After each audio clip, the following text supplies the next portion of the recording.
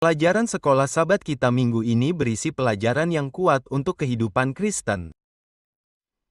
Pelajaran yang kuat untuk Anda, untuk saya, umat yang berada di ambang kerajaan Allah. Judul pelajaran 11 adalah kemurtadan dan syafaat. Kemurtadan, apakah itu? Menyimpang dari kehendak Tuhan. Menjauh dari cita-cita Tuhan. Menyimpang dari tujuan Tuhan. Kemurtadan, tetapi syafaat. Israel menyimpang dan Musa bersyafaat. Musa dengan sungguh-sungguh berdoa untuk orang-orang yang telah menyembah di sekitar anak lembu emas.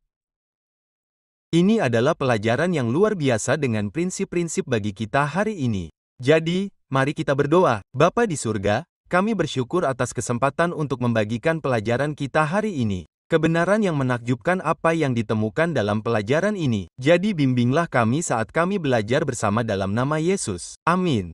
Teks hafalan kita minggu ini adalah teks yang kuat. Keluaran 32-31-32.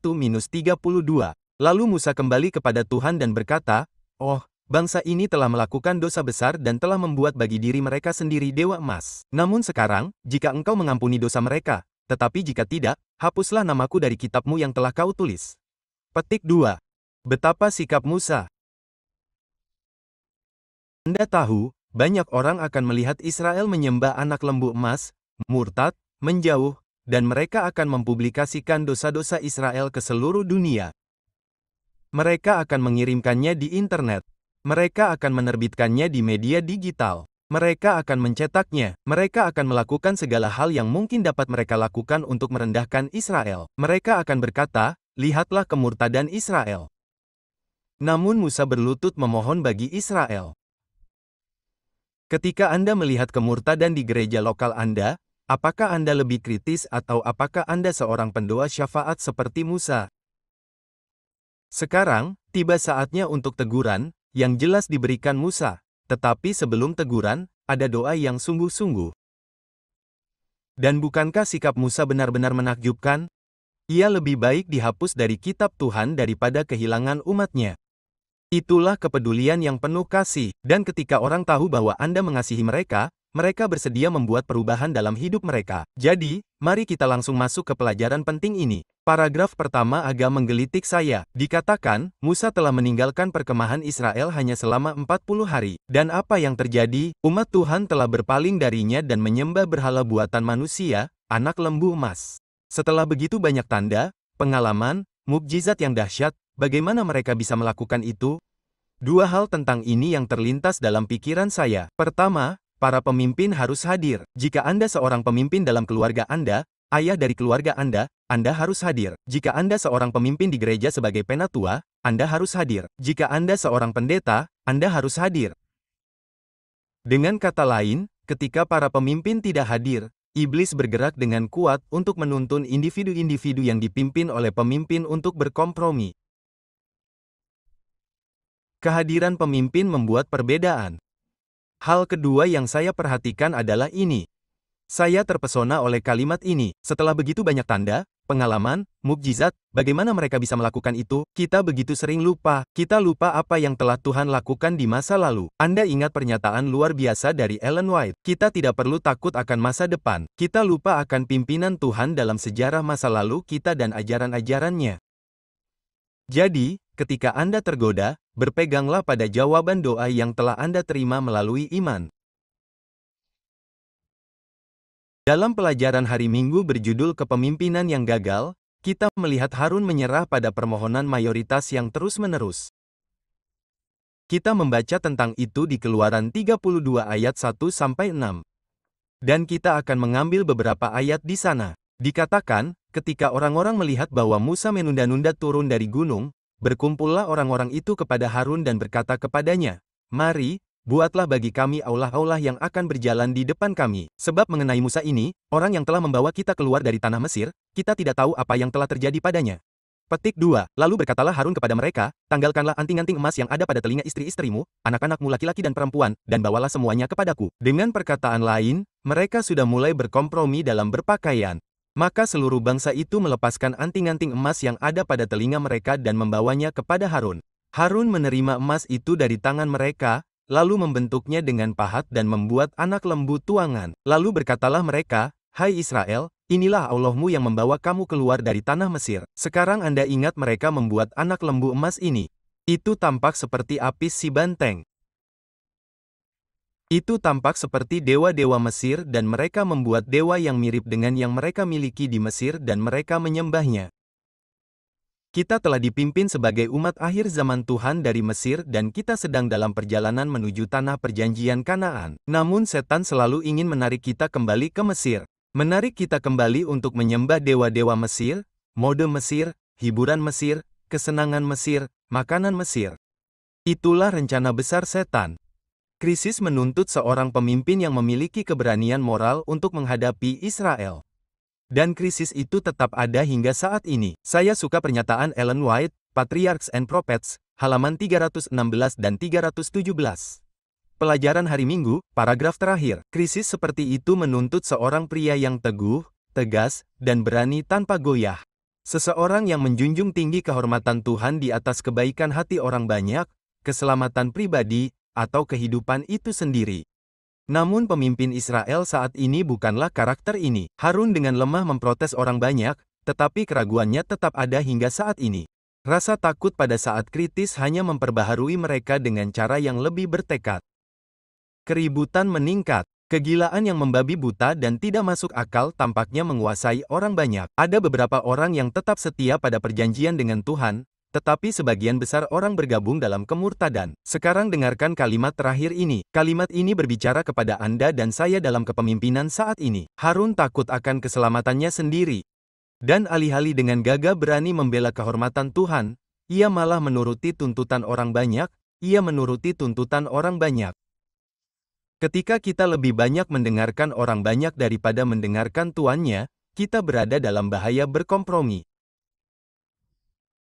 Jika kita belajar sesuatu dari pelajaran ini, dari pelajaran hari Minggu, yaitu bahwa para pemimpin harus berdiri teguh untuk kebenaran dan dengan benar untuk rencana Tuhan. Dalam pelajaran hari Senin, kita membaca tentang penyembahan berhala dan kejahatan. Anda tahu, kompromi selalu membawa Anda ke bawah. Itu tidak pernah membawa Anda ke atas.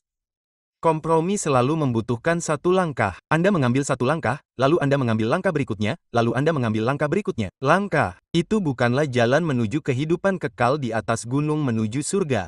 Itu adalah jalan menuju ke bawah menuju malapetaka, kehancuran, dan kerugian kekal. Dalam Keluaran 32:6 kita membaca, kemudian mereka bangun pagi-pagi pada keesokan harinya, lalu mempersembahkan korban bakaran dan korban keselamatan. Kepada siapa mereka mempersembahkan korban bakaran? Kepada berhala. Kepada siapa mereka mempersembahkan korban keselamatan? Kepada berhala. Dan orang-orang duduk untuk makan dan minum dan bangkit untuk bermain. Jadi mereka mengadakan pesta besar di hadapan berhala ini.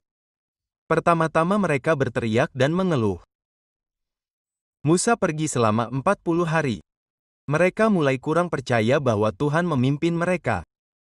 Kurangnya iman itu membuat mereka berteriak meminta berhala. Berhala yang harus dibangun seperti Apis, lembu jantan Mesir. Itu membuat mereka kemudian menyembah berhala itu. Itu membuat mereka berpesta pora saat mereka berpesta pora di sekitar berhala. Di sini, dalam pelajaran kita, ditunjukkan bahwa anak lembu emas melambangkan lembu jantan Mesir yang disebut Apis. Kita telah menyebutkan itu atau dewa sapi yang disebut Hathor. Ini adalah pelanggaran terang-terangan terhadap perintah pertama dan kedua. Sekarang, lihat situasi ini di sini. Urutan penciptaan dibalik. Alih-alih menyembah Sang Pencipta, mereka menyembah objek ciptaannya. Alih-alih memahami bahwa mereka telah diciptakan menurut gambar Tuhan, mereka sekarang membuat dewa, bahkan bukan menurut gambar mereka sendiri. Gambar diri mereka sendiri, yang sudah cukup buruk, tetapi dalam gambar binatang. Inilah Tuhan yang ingin mereka sembah. Dan ini adalah dosa besar terhadap Tuhan di surga. Ketika Anda membaca perjanjian baru di kitab Roma pasal 1, kita menemukan ungkapan yang sangat mirip di ayat 22-29. Roma 1 ayat 22-29. Di sini Rasul Paulus berbicara tentang orang-orang di zamannya dan dikatakan bahwa mereka yang mengaku bijaksana menjadi bodoh. Tentu saja itu berlaku untuk Israel kuno dan orang-orang di zaman Paulus. Mereka menggantikan kemuliaan Tuhan yang tidak fana dengan gambar yang mirip dengan manusia yang fana, burung-burung, binatang-binatang yang tidak berkaki dua dan binatang-binatang yang menjalar. Karena itu Allah menyerahkan mereka kepada kecemaran dan keinginan hati mereka, sehingga mereka saling mencemarkan tubuh mereka. Mereka menggantikan kebenaran Tuhan dengan dusta dan menyembah dan melayani makhluk dengan melupakan pencipta yang harus dipuji selamanya. Mereka menyembah makhluk dengan melupakan pencipta. Penyembahan berhala menyangkal pemahaman teologis bahwa Tuhan adalah Tuhan dan manusia adalah manusia. Penyembahan berhala menghapus kesenjangan antara Tuhan dan manusia dan memutuskan hubungan dengannya. Baik itu terang-terangan dan terbuka atau membuka sesuatu yang tersembunyi di dalam hati, penyembahan berhala dengan cepat memutuskan hubungan kita dengan Tuhan kita dan menuntun kita pada spiral moral yang menurun. Umat manusia ditinggikan di atas Tuhan dalam usahanya untuk menyembah suatu benda yang bukan dibuat oleh tangan Tuhan, tetapi oleh tangan manusia. Jadi mereka merusak diri mereka sendiri. Musa kembali ke perkemahan. Pelajaran hari Selasa, Keluaran 32:7 dan 8. Musa kembali ke perkemahan. Dan Anda akan melihat apa yang terjadi saat Musa kembali ke perkemahan itu. Keluaran 32 ayat 7 ayat 8. Saat Musa kembali ke perkemahan, kitab suci mengatakan, dan Tuhan berfirman kepada Musa, pergilah turun. Jadi ada krisis dan Tuhan harus mengutus orangnya untuk menyelesaikan masalah krisis itu. Dan Tuhan berfirman kepada Musa, turunlah karena umatmu yang telah kau bawa keluar dari Mesir telah merusak diri mereka sendiri. Ungkapan itu adalah ungkapan yang sangat luar biasa. Mereka merusak diri mereka sendiri. Godaan tidak merusak kita. Setan bahkan tidak serta-merta merusak kita. Setan menggoda kita. Dan saat kita membuat pilihan untuk menyerah pada godaan setan, apa yang kita lakukan? Kita merusak diri kita sendiri. Itu bukan gen atau genetika Anda. Itu bukan keturunan atau lingkungan Anda. Itu bukan orang-orang di sekitar Anda. Saat kita mengkompromikan integritas kita, apa yang kita lakukan? Kita merusak diri kita sendiri. Dan kemudian ayat 8 mengatakan, mereka segera menyimpang dari jalan yang telah kuperintahkan kepada mereka. Mereka membuat anak lembu yang telah berganti kulit, lalu menyembahnya dan mempersembahkan korban kepadanya serta berkata, Hai Israel, inilah Allahmu yang membawa kamu keluar dari tanah Mesir. Betapa bodohnya. Tidak, berhala yang membawa mereka keluar dari tanah Mesir. Allah di surgalah yang melakukan mukjizat-mukjizat itu bagi mereka. Musa harus datang dan melaksanakan penghakiman Allah. Apa saja penghakiman Allah? Penghakiman Allah adalah murkanya terhadap dosa. Allah memohon dengan murah hati. Allah memohon dengan belas kasihan. Tuhan memohon dengan nada kasih yang lembut. Namun, jika kita menolak kasih-Nya, berpaling dari belas kasihan-Nya, penghakiman Tuhan pasti menimpa dosa.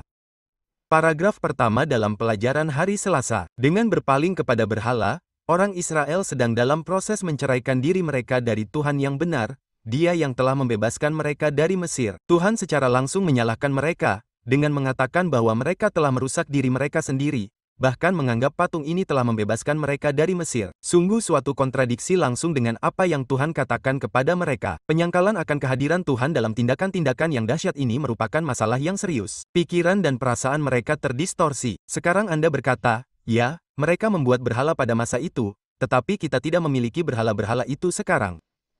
Apakah kita memiliki berhala sekarang? Apakah berhala itu?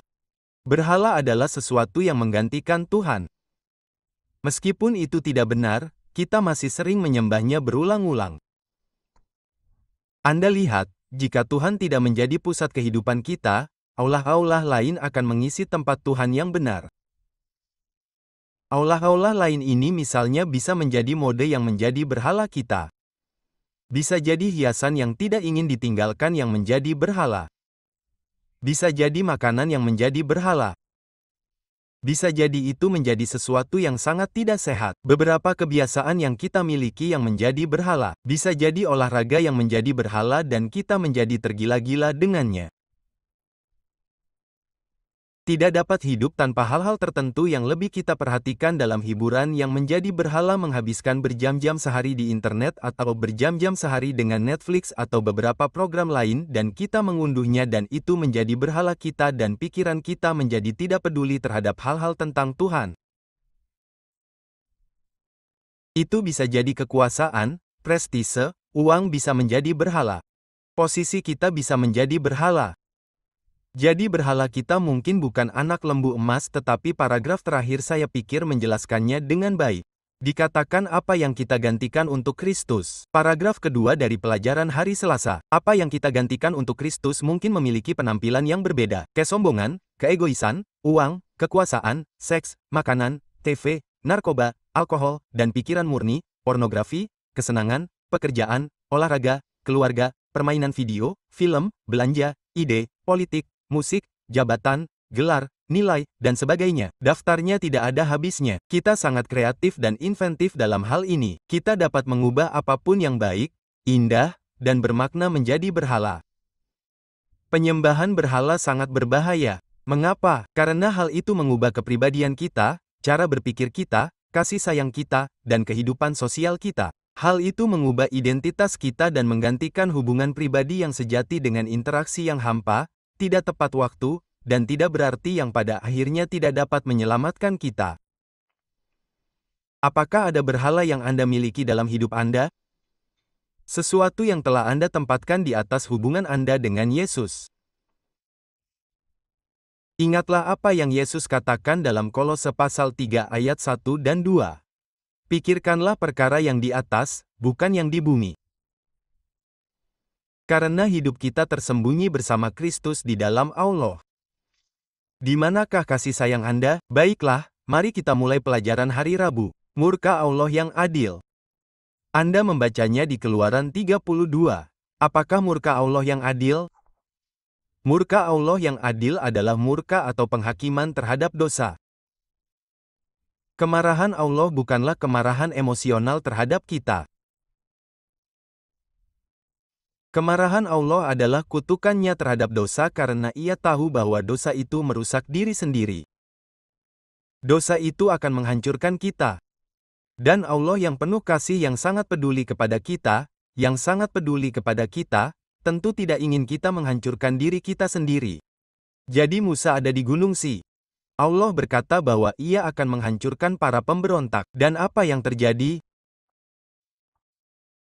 Keluaran pasal 32, dan kita akan melihat fakta bahwa Musa turun dari gunung.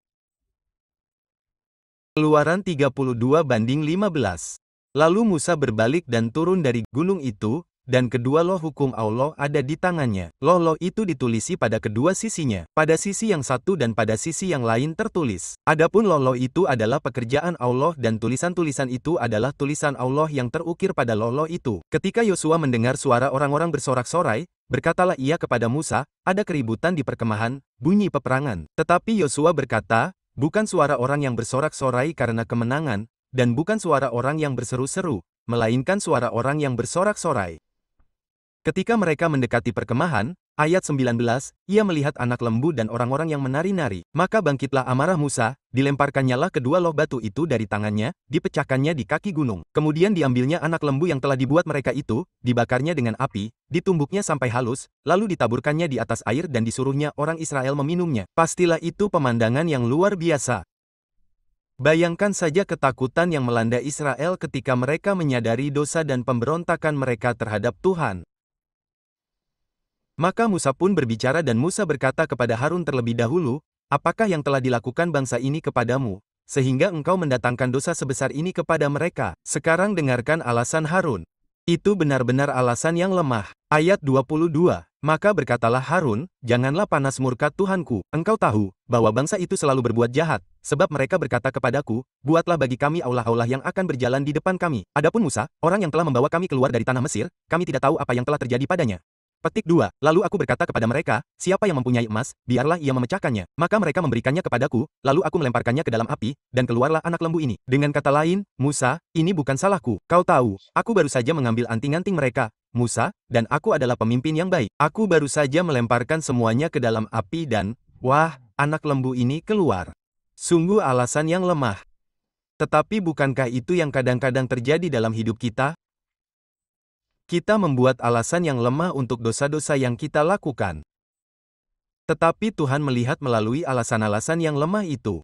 Dan Tuhan dan Musa berkata kepada perkemahan itu, membuat permohonan kepada mereka di ayat 26 di mana dia berkata, siapapun yang ada di pihak Tuhan, biarlah ia datang kepadaku. Dan semua anak Lewi berkumpul. Siapa yang ada di pihak Tuhan, saatnya untuk mengambil keputusan. Musa berkata, kemurtadan sudah berlangsung cukup lama. Saatnya untuk mengambil keputusan. Petik 2. Kita hidup di masa sejarah bumi saat ini di mana kompromi ada di sekitar kita. Jika pelajaran ini mengajarkan kita sesuatu, maka itu mengajarkan kita ini. Inilah saatnya untuk mengambil keputusan bagi Kristus. Ini bukan saatnya untuk bermain-main dengan agama. Ini bukan saatnya untuk bermain-main dengan Kristus. Ini saatnya untuk berhenti berkompromi, berhenti dengan penyembahan berhala dunia ini, penyembahan berhala Mesir yang ada di sekitar kita. Ini saatnya untuk membuat keputusan kekal bagi Kristus. Pelajaran hari Kamis, Tuhan berbicara. Ada pembantaian besar-besaran di Israel dan Musa memohon kepada Tuhan.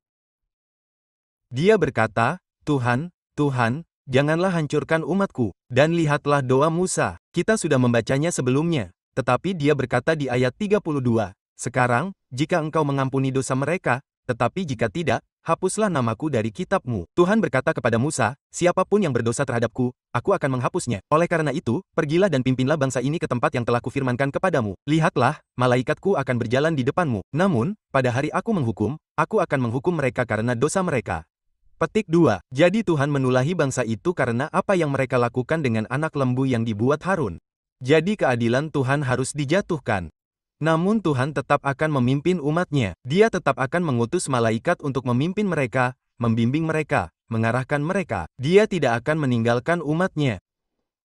Mereka yang telah berdosa dan bertobat sepenuhnya atas dosa mereka akan diampuni. Jadi hari ini, bagi mereka yang telah berkompromi, ada pengampunan. Ada kasih karunia. Malaikat tetap akan menuntun mereka ke tanah perjanjian. Namun, temanku, adalah hal yang berbahaya untuk meremehkan penghakiman Tuhan.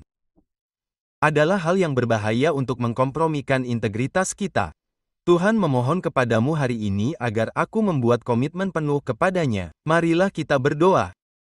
Bapa di surga, dari pelajaran ini kita belajar bahwa kompromi hanya membawa kita ke bawah. Itu tidak pernah membawa kita ke atas. Bapa, tolonglah kami belajar pelajaran dari anak lembu emas untuk menjalani hidup yang taat dan setia kepada Tuhan yang mengasihi kita dan Tuhan yang menyelamatkan kita dalam nama Yesus. Amin.